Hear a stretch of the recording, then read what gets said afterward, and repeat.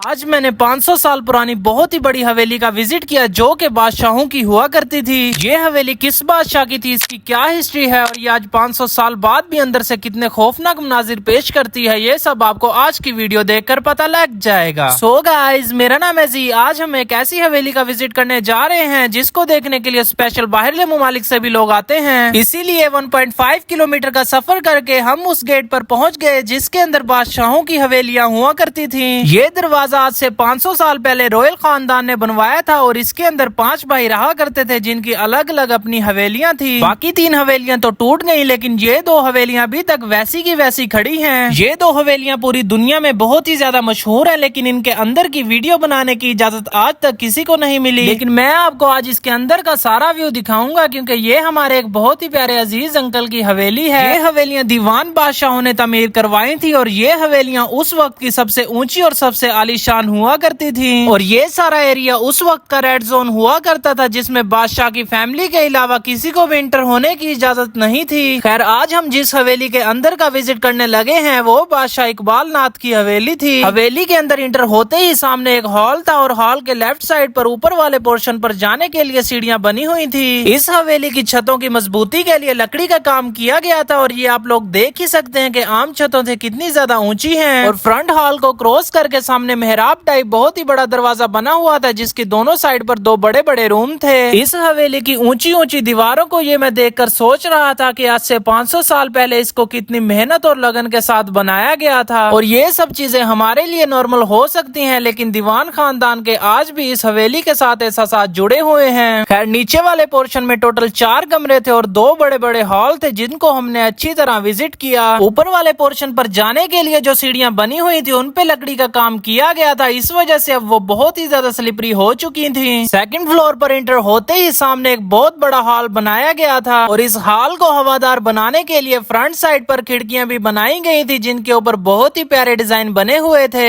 یہاں سے آپ لوگ اندازہ لگا ہی سکتے ہیں کہ اس حویلی میں جو دیواریں بنائی گئی ہیں وہ کتنی زیادہ موٹی موٹی اور کتنی زیادہ مضبوط ہیں۔ پھر ہم نے سیکنڈ فلور کے بھی سارے کمروں کا اچھی طرح وزٹ کیا اور یہ آپ لوگ دیکھ ہی سکتے ہیں کہ اس فلور پر بھی لکڑی کا کافی زیادہ کام کیا گیا تھا۔ پھر سیکنڈ فلور کو اچھی طرح دیکھنے کے بعد ہم اس حویلی کے ٹاپ فلور پر آ گئے۔ 500 سال پہلے بادشاہ کی اس حویلی کی کنسٹرکشن کے لیے کتنی باریک اینٹوں کا استعمال کیا گیا تھا اور سیمنٹ نہ ہونے کی وجہ سے اس میں مٹی کی چنائی کی گئی تھی۔ اس حویلی کی چھت سے آپ نیچے کا ویو دیکھ ہی سکتے ہیں کہ کتنا پیارا آتا ہے۔ یہ کس کے نام سے مشہور تھی حویلی؟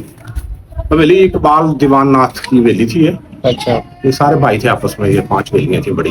اچھا، اکٹھے تھے یہ سارے؟ ہاں، بڑی بڑی بہت بڑی حویلیاں بلڈنگاں تھیں یہ۔ اچھا، یعنی کہ اس شہر کے جو بادشاہ تھے، امیر ترین جو وہ یہی سارے تھے، وہ یہی 5 تھے۔ ہاں، ان کی وہ جو ان کی حویلیاں وہ ان کا بھائی بھی ایک وہ جو اسکول کے اندر وہ پٹی لگی ہوئی ہے دیوان اقبال ناتھ کی، وہ امر ناتھ، وہ وزیر تھا کشمیر کے اندر، ان کا مطلب ہے۔ اور یہاں سے وہ ہمیں پتہ چلا کہ شفٹ ہو کے کرنال شہر کے اندر آباد ہوئے ہیں جا کے ادھر انڈیا، اور ہم بھی کرنال کے ہی ہیں۔ اگر آپ لوگ چاہتے ہیں کہ میں اسی طرح کا ہسٹوریکل منی ولاگ اور بناؤں تو مجھے کمنٹ سیکشن میں لازمی بتائیے گا۔ تب تک کے لیے اجازت دیں، اللہ حافظ۔